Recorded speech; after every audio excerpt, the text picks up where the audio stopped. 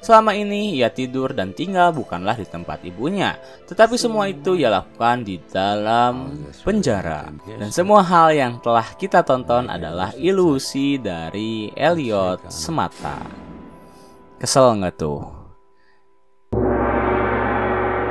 Halo sobat, pintu teater 1 telah dibuka. Gimana nih kabar kalian setelah selesai nonton series Shooter? Ngomong-ngomong, Mimin udah nyiapin series baru nih yang bakal Mimin bahas. Jadi series ini berjudul Mr. Robot, dimana series ini menceritakan tentang seorang ahli komputer yang bernama Elliot Alderson. Ia bekerja sebagai security hacker di perusahaan yang bernama Allsafe.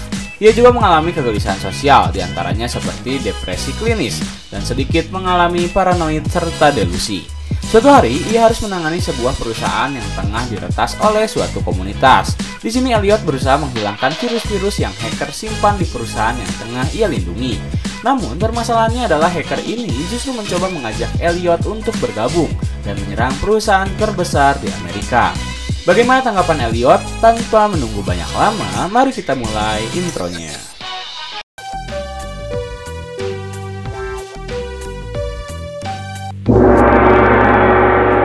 Scene di episode ini dimulai oleh Darlene yang terkejut setelah melihat raut wajah rekannya tersenyum. Hal itu terjadi ketika mereka berhasil mengetahui agenda yang akan FBI lakukan, yaitu mengadakan panggilan konferensi rahasia yang akan membahas tentang operasi Berenstein. Mereka pun dengan cepat mengakses kode yang mereka lihat di konferensi tersebut. Dan tak lama, konferensi pun dimulai. Berbagai agen dari berbagai daerah pusat telah melakukan absensi jika mereka hadir di panggilan konferensi tersebut. Kemudian setelah konferensi itu selesai, Darlene langsung merekam dirinya sendiri untuk menjelaskan tentang panggilan konferensi rahasia FBI dan langsung membocorkannya ke hadapan publik. Setelah berhasil merekam video tersebut, Trenton langsung menguploadnya ke jejaring sosial media yang tak lama langsung mengakses video tersebut. Setelah video tersebut terekam dan terupload, mereka berencana akan membereskan rumah serta meninggalkan jejak sebelum pemilik aslinya Susan tiba di rumahnya. Namun semua itu hanyalah angan-angan, karena tiba-tiba Susan sudah berada di rumahnya dan terkaget melihat keberadaan Darlene dan kawan-kawan. Akhirnya mereka dengan cepat mengikat Susan di tepi kolam renang dan berusaha berdiskusi untuk memutuskan apa yang harus mereka lakukan. Pertama, mereka khawatir jika Susan akan melakukan tindakan di luar ekspektasi mereka. Kedua, satu-satunya jalan keluar adalah mereka harus pergi, membereskan alat-alat mereka lalu berpencar tanpa harus berkomunikasi. Setidaknya itulah yang Cisco usulkan. Tetapi Mobley berpendapat jika hal itu percuma mereka lakukan, karena tetap saja FBI akan mencari Susan dan tak lama wajah serta dokumen milik mereka akan terpampang. Karena merasa terganggu dengan teriakan Susan, Darlene pun meminta Trenton untuk mendiamkan dirinya, dan Trenton pun menghampiri Susan yang sedang berusaha merusak ikatannya. Ia pun berpura-pura menginginkan pergi ke toilet dan meminta Trenton untuk membuka ikatannya tersebut. Karena tak tega, akhirnya Trenton membukakan ikatannya, dan tiba-tiba saja Susan menyerangnya. Beruntung, Trenton berhasil menghindari serangan tersebut, dan justru Susanlah yang mendadak pingsan setelah kepalanya terbentur tembok rumahnya sendiri. Setelah itu ia melaporkan kejadian tersebut pada rekannya yang membuat mereka semakin kebingungan. Cisco memberi saran untuk membiarkan Susan mati sendiri di rumahnya, sementara mereka akan kabur.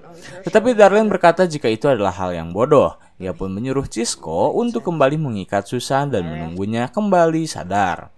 Setelah itu mereka pun mulai mengambil ponsel Susan dan berusaha meretas seluruh akses Susan, dimulai dari email hingga data pribadi miliknya. Hal itu mereka lakukan untuk bisa memanfaatkan Susan dan mengancamnya balik jika Susan akan melaporkan mereka. Mereka pun berbagi tugas. Trenton memutuskan untuk pergi mengecek ke kantor milik Susan, sementara sisanya berusaha meretas seluruh jejaring sosial milik Susan.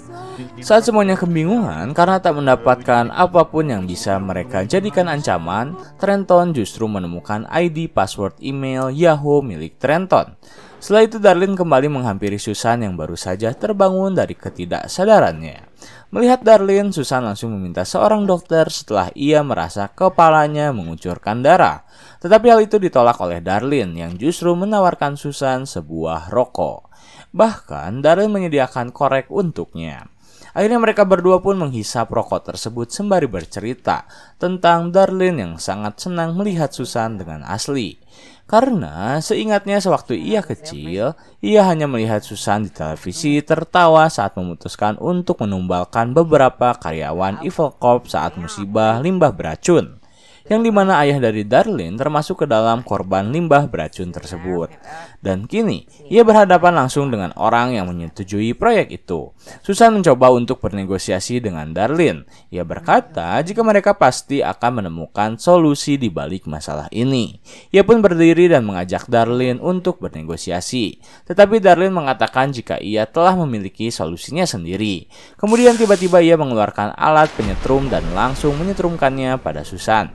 Kemudian Susan seketika tak sadarkan diri dan jatuh ke dalam kolam. Setelah membuat Susan tak sadarkan diri, Darlene pun kembali menghampiri rekannya dan mengatakan jika Susan hilang kendali setelah ia disetrum. Mendengar hal tersebut, Mobley terkejut karena saat meretas email milik Susan, ia membaca salah satu email dari dokternya terkait penyakit jantung yang Susan miliki. Kini ia sangat yakin jika Susan telah tewas. Tak mau ambil pusing, Darlene pun meminta semua rekannya untuk melupakan kejadian tersebut. Bahkan ia menyuruh Trenton dan Mobley untuk pergi dari rumahnya. Akhirnya mereka pun berpisah. Mobley memutuskan untuk mencari jalannya sendiri, sementara Trenton ingin kembali ke orang tuanya. Bagaimana dengan Darlene dan Cisco? Mereka memutuskan untuk menghapus seluruh jejak serta membersihkan apa yang baru saja mereka lakukan. Mereka pun membawa mayat Susan dan membawanya ke tempat di mana F-Society membakar seluruh bukti-bukti di mana mereka menghancurkan dunia. Lalu Darlene kembali memberikan sejumlah uang dalam bentuk e-coin pada pemilik usaha tersebut. Yang ternyata Darlene berniat untuk membakar jasad Susan di tempat pembakaran anjing. Dan dengan dibantu oleh Cisco, Darlene pun terpaksa harus melakukan hal keji untuk menghilangkan jejak yang baru saja ia lakukan. Setelah membakar jasad Susan, Cisco pun menawarkan Darlene untuk beristirahat di tempatnya. Tak ada yang tahu jika Darlene baru saja mengalami momen yang membuatnya trauma. Maka dari itu ia ingin Darlene untuk beristirahat sejenak di tempatnya sembari menunggu situasi telah aman. Karena tak ada pilihan lain baginya, akhirnya Darlene pun mengikuti apa kata Cisco untuk menginap di tempat kediamannya. Mobley berhasil menyewa salah satu apartemen, sementara Trenton mendesak ayahnya untuk segera menjual rumah mereka dan pergi dari kota tersebut. Karena Trenton merasa jika kota yang mereka tinggali sudah tak aman, ayahnya bercerita bahwa bank baru saja membuat mereka susah saat mengurusi dokumen-dokumen. Dan itu menandakan jika bukan suatu hal yang mudah untuk menjual rumah di kondisi seperti ini. Mobil yang baru saja tiba di apartemennya tiba-tiba diketuk oleh FBI yang mengancam akan mendobrak Mobley jika ia tak membuka pintunya. Di satu sisi, Trenton pun diketuk oleh seseorang yang tak dikenal. Ia pun membukakan pintunya, namun yang ia lihat hanya sebuah mobil yang melaju di depan rumahnya. Tetapi Mobley, ia berhasil dibawa ke kantor FBI dan langsung diinterogasi oleh Piero, di mana ia tak basa-basi dan langsung to the point untuk membahas hal yang bisa memberatkan Mobley. Piero menunjukkan pamflet pesta akhir zaman yang mencantumkan nama dari DJ Mobley. Piero pun tahu jika Mobley sudah melakukan profesinya tersebut sejak tahun 2003. Bahkan ia membuat sendiri fansnya dan membuat sebuah website agar fansnya bisa berkumpul. Ia pun bahkan tahu jika Romero rekannya ditemukan tewas ditembak oleh orang yang tak diketahui identitasnya. Tetapi maukah kalian tahu apa yang Mobley katakan setelah Piero berkata sangat banyak? Mobley hanya menjawab, "Pengacara, aku membutuhkan pengacara." Akhirnya setelah merasa sia-sia, Piero dipanggil oleh atasannya untuk menyuruhnya melepaskan Mobley setelah Piero menangkap Mobley tanpa alasan. Dan tentunya tanpa bukti. Ia ingin Piero menyudahi ketakutannya pada setiap orang yang ia anggap mencurigakan. Akhirnya Mobley berhasil dibebaskan dan ia langsung mengirim sebuah SMS pada Trenton yang akan hilang dalam waktu 5 detik. Setelah mengirim SMS tersebut, ia langsung mereset ponselnya dan membuang di salah satu sepeda milik kurir. Beruntung Trenton berhasil membacanya yang berisi ajakan Mobley untuk bertemu di tempat di mana mereka pertama kali bertemu. Mobley berkata jika mereka telah hancur. Akhirnya Trenton izin pamit pada orang tuanya dan berkata jika ia akan kembali dalam beberapa jam. Kemudian scene berpindah pada Darlene yang baru saja terbangun di tempat tinggal Cisco. Sesaat ia terbangun, ia pun berusaha memanggil Cisco yang sedang berada di dalam kamar mandi. Tetapi rupanya Darlene lebih tertarik pada komputer milik Cisco. Ia pun berkata pada Cisco jika dirinya baik-baik saja ketika Cisco menanyakan keadaannya. Lalu ia menyalakan komputer milik Cisco yang ternyata telah mengirim foto dirinya saat sedang tertidur pada suatu komunitas yang menggunakan bahasa Cina. Di sana Cisco berkata jika dirinya telah berhasil bersama dengan Darlene dan teman yang ia ajak berkomunikasi memberi pujian pada Cisco dan berkata jika backdoornya sedang berjalan. Setelah Cisco selesai membersihkan diri, ia langsung menemukan komputernya telah hancur rusak oleh Darlene. Tak terima, ia pun berniat untuk protes padanya. Tetapi ketika Cisco membalikan badannya, Darlene telah siap dengan tongkat baseball dan langsung menghajar Cisco hingga tak sadarkan diri. Bersambung. Gimana nih, seru nggak series Mr. Robot ini? Lanjut apa enggak ya? Coba komen di kolom komentar. Oke. Segitu dulu dari Mimin, pintu teater 1 telah ditutup dan salam untuk keluarga di rumah.